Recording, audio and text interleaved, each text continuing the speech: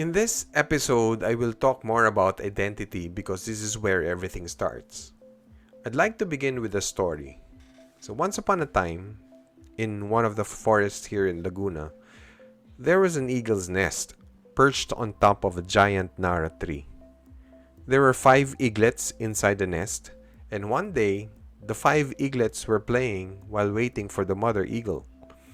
As the game progressed, one of the eaglets, named Iggy, fell from the nest down to the ground and was unconscious. A farmer happened to be passing by the tree and found the unconscious eaglet. The farmer brought the eaglet to the chicken farm and raised it together with the other chickens. The eaglet grew up and lived like a chicken. He ate what the chickens ate and spoke like a chicken. One day, while the chickens were out in the field, Iggy looked up in the sky and saw a family of eagles flying gracefully. So he wondered how awesome it would be to fly. After admiring the eagles, he went into the other chickens and continued to live like a chicken until he died. So the moral of this popular fable is you become what you believe you are. Many people see themselves as small, insignificant, incapable of achieving anything. Some even go as low as seeing themselves as crap. Sorry about the term, but if you believe that you are crap, guess what? You will work yourself on becoming one big crap, and you will succeed. Since they see themselves as such, they are afraid to dream. They are afraid to make plans. They provide all the excuses not to succeed in life because just that justifies their action. As a life coach, I love helping people achieve their plans. But many times when I ask people what are their goals, dreams, and plans, some find it so hard to answer. Some get offended, some even cried and felt like I'm being intrusive. Many find it so serious because it is like a taboo to ask. How can you ever help a person who doesn't know what she wants in life? And that is basic skilled helping. So in episode 2, I shared to you the ABC of CBT. The consequences we experience in life are mainly based on the beliefs that we have. Many of the beliefs we have were handed over to us. Here in the Philippines, we are predominantly a Catholic nation. We are cradle Catholics because our parents were Catholics. I am a Catholic because my parents were Catholic. My understanding of Catholicism was mainly how my parents understood it and how they applied it to their lives. How they interpreted whether it was right or wrong, how they conducted their lives got imprinted early on in my memory. I am reiterating this so we differentiate the Bible from our interpretation. If a person doesn't understand the game of basketball is played, the person will get bored. The reason why he is bored is not because there is something wrong with basketball, but he doesn't understand how the game is played. So if you get confused with the Bible, there is nothing wrong with the Bible. There is something wrong with your interpretation. So if you don't like the consequences you are experiencing in life, what do? You dispute the beliefs. Okay. So this is where Albert Ellis improved the ABC of CBT. So it's now ABCDE. Okay. D meaning dispute the belief so that you get a different effect. There's an effect meaning there's a shift in your cognition. So this is where men are separated from the boys. You got to be courageous enough to question your belief. Because once you dispute, you change your interpretation so that the next time a similar event happens to you, you experience a different consequence. So here are a few beliefs that we will talk about. Okay. And while we are at it, think of this question. How is this belief serving me and the people I love? Okay, so here we go. So the first one is, I am a sinner. Okay.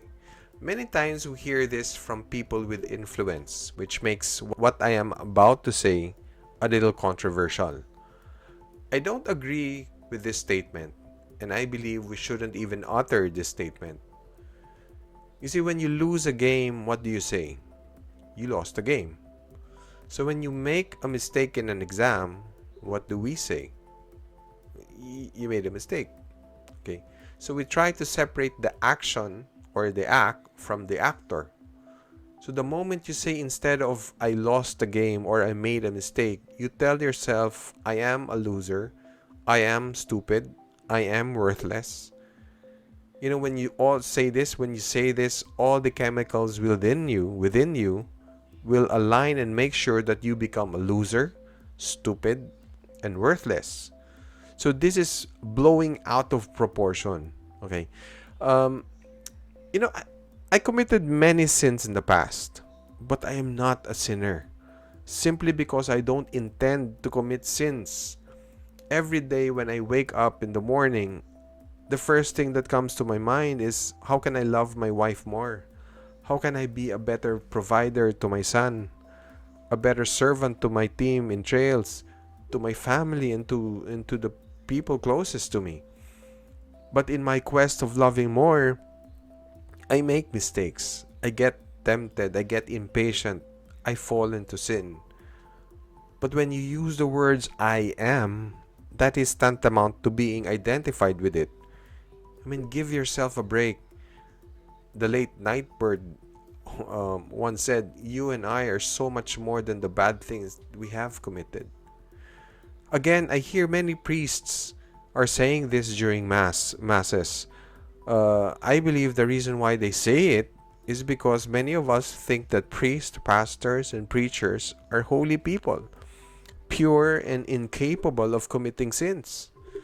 We look up to them with reverence. So in our minds, sometimes we think that they are up there and we are down here. By saying they are also sinners means they are like us. We are equals. But I would suggest that since we are trying to send the message, why don't we just use clearer words? Avoid double meaning. When you keep on saying that you are a sinner, you make your sin as your identity. Once it becomes your identity, you will keep on committing sins. Then we go on telling everyone that we are all sinners. You know, for me, this is utter disrespect to our Creator. Kaya ako minsan ang baba ng tingin natin sa tao. Madalas natin marinig sa inuman na may bagong kabit si pare. Nag-short time habang wala yung asawa. We make a joke out of it as if it is cool. Bakit? Kasi ganyan talaga eh. Makasalanan naman talaga tayo eh. So we use this to justify our actions. I mean, wow. That is how we see, that is how low we see ourselves as human beings. You know, my friend, what binds us is not our sins. What binds us is our capacity to love. You know, instead of making our sins our identity, why don't we make love as our identity? So if you are a nurse, put more care to your patients. If you are a software programmer, be meticulous with your codes. Don't put backdoors. If you are a businessman, negotiate so everyone wins. Offer the best products and service. If you're a singer, sing with joy and with passion. So whatever you do, just pour love into it. Because once you do this, everything will be a bliss. The second one is, the world is a broken place because people are broken. We often hear this a lot, and I don't recommend we use this term because it is dangerous. When something is broken, what do? We fix it. So if you believe you are broken, you look for something to fix you. A fix can be a form of a drug, pornography, alcohol, work, you join a gang, or a person. So when we have our fix, we get this temporary feeling of worthiness, elation, or even love. We cling to our fix. So we get addicted to it because we believe this fix makes us whole. It's a temporary feeling of relief. When your relationship with the fix deepens, you get entangled. We use the term fix for things, but the moment we think we need fixing, we see ourselves as things. My friend, remember, we use things. We love people, not the other way around. What I want to suggest is instead of broken, we use people as misunderstood.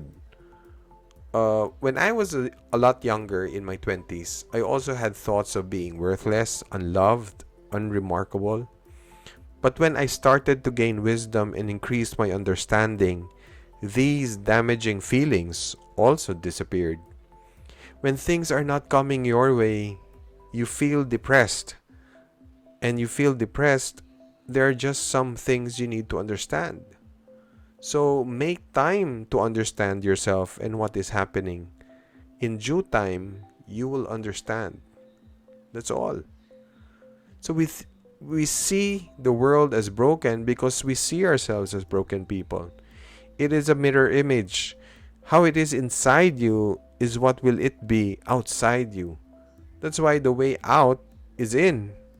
When you get to know your inner being and when every illusion collapses, you will realize, oh my gosh, the world is really beautiful. Many times we hear this from young people that they want to make their mama proud, make their parents proud. I think what they really meant is that they want to honor their parents. As a parent, I love my kid. I am proud of him. He doesn't need to do anything to earn my love. For the young ones, you don't need to do anything to deserve the love from your parents. You honor your parents by living a meaningful life. Don't ever believe what Jerry Maguire said, who uttered the famous line, "You complete me." Pang movies lang yan. But no one can complete you because you are already complete. Why do I say that? Because the moment you were born, you are the most precious in the eyes of your parents. And you haven't done anything except to cry and poop. You were crying. You were a crying and pooping machine. Yet your parents cuddled you. Your mom lulled you to sleep. They woke up in the middle of the night to give you milk because you were crying again. Your dad probably worked multiple jobs or work overtime so that they can afford you to buy a mosquito net para hindi ka lang makagat ng lamok. I'm reminded by my fabulous sister-in-law, Carol. She's a master in hosting event. Every detail, that you can feel, that and you can feel it, it was well thought of. And she and Manong, my older brother, who is also a master host, they have this garden outside of their house. We love going there and eat there because the moment you sit down, there's coffee. Then there's a breakfast. If you feel a bit hot, there's ice cold drinks. And all of a sudden, there's ice cream and they bring out their electric fan. When it's nighttime, they open the best wine as a welcome drink or whiskey to my brother-in-law, Daryl. They will make sure you are pampered and have a great time. So kids, honor your parents by living a meaningful life. Don't throw it. Think of what your parents had to go through to put you where you are now. Don't look for what is lacking. Appreciate for what is there. Probably cannot fathom it now, but you will in time. The third one is, I am a victim of circumstances. There are moralistic teachings in the world that enduring pain and enduring suffering are virtues and is a way to pay for one's sins. Since we see ourselves as sinners, the more we want to endure suffering. Now, it is like there is a competition on who gets to suffer more. So, may dalawang barkada. One said, grabing pinagdadaanan ko ngayon, pare. Wala yan sa pinagdadaanan ko ngayon. Okay, fine, ikaw na. That's why many people drop their heads when walking to project this image that they are in a state of suffering. So why do we want to see ourselves as sinners, victims, as broken people? Well, we grew up with stories like Snow White, Rapunzel, Cinderella, TV series like in the 80s, Flor de Luna, Annalisa, Marimar in the 90s. Revenge-based movies like Rambo 1, Rambo 2, and Rambo 3. All these. But if you look at all these stories, in all these stories, there is the presence of a victim, a villain, or a bad guy, and a hero. Okay. This is known as the victim drama triangle by Dr. Stephen Karpman. In his book, A Game Free Life, this is the book. Yeah, this is the book. Okay. He discussed thoroughly what happens in this triangle. The victim is one who experienced trauma. Okay. Trauma is very subjective. It can be real or made up. It can range from extreme, one being rape or a simple paper cut. Okay, so no matter how insignificant it is in the eyes of the third person, the point is it traumatized the victim. Okay, the bad guy can be your boss who keeps on giving you work even at night, your spouse, the bully when you were in kindergarten, the government, especially the president, your parents, when they deprive you of getting another cup of ice cream because at 10 you were already obese. The hero, on the other hand, is the one who rescues the victim. Especially during this election, we are looking for heroes, isn't it, in politics to save us from poverty. Now, segue ng konti. Be careful with candidates who promise you the heavens. Yung nagsasabi ng ako na bala sa inyo or sagot kita. These are music to anyone's ears, but these are traps. Okay, going back, let me be clear on this. When your house is on fire, you need rescue. When someone is drowning, the person needs rescue. Children belonging to abusive parents need rescue. An impoverished child needs rescue. These are the ones who really need rescuing. Okay, this is not what I'm talking about. So going back to the victim drama triangle, this situation appears in every household. Several times we are unconscious of this. Okay, take for example this story. One day, Miggy, a 10-year-old boy, wanted a new scooter. So he went to his mom and asked for it. His mom said no because it is expensive. Then Miggy went up to his room and cried. The father, who saw everything what happened, followed Miggy to his room. So he consoled Miggy not to cry anymore because he will buy him the scooter. Okay, in this example, Miggy was the victim. The mom was the villain. And the father is now the hero. Now, to continue our story, the mom heard about the father's plan of buying the scooter. So she storms Miggy's room and tells the father that he is making her look bad to their son. Then she cried. So Miggy, upon seeing her mom crying, goes to her, hugs her, and tells her that he will not make his father buy the scooter anymore. Okay, at this point, the mom is now the victim. Miggy is now the hero. And the poor father becomes the villain. It's crazy, isn't it? So crazy how this triangle plays. Regardless of what role you play in the triangle, the presence of the victim drama triangle is already wrong. The victim drama triangle has seeped through societies, civilizations, and destroyed and keeps on destroying millions of families.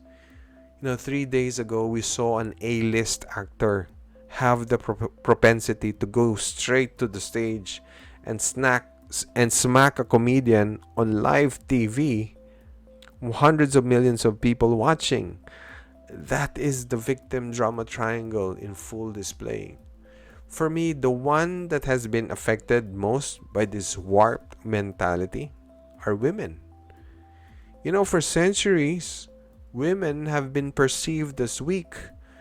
They were not even counted as part of the population, as if they didn't exist. They were given no voting rights. There are some cultures even today prohibit women to show their face in public. Women have been seen as helpless for the longest time. In an article written by Kareem Abdul-Jabbar, and I agree, what Will Smith did was a slap to women as well. By smacking Chris Rock, he reduced his wife to a helpless damsel, incapable of defending herself with words. So women are strong in many ways. They are different and unique. I believe women should be treated equally. Women should be empowered. We should stop treating women as victims, damsels in distress, or portraying them as victims. We should stop discriminating women and start uplifting them to their rightful place in our society. So if you are fond of seeing yourself as a victim, please stop it. Because you're not. That doesn't serve anyone. Just get up, pick your mat, and walk. So in the next episode, I will share to you a better alternative to the victim drama triangle. So I hope you learn from this episode, and thank you for watching.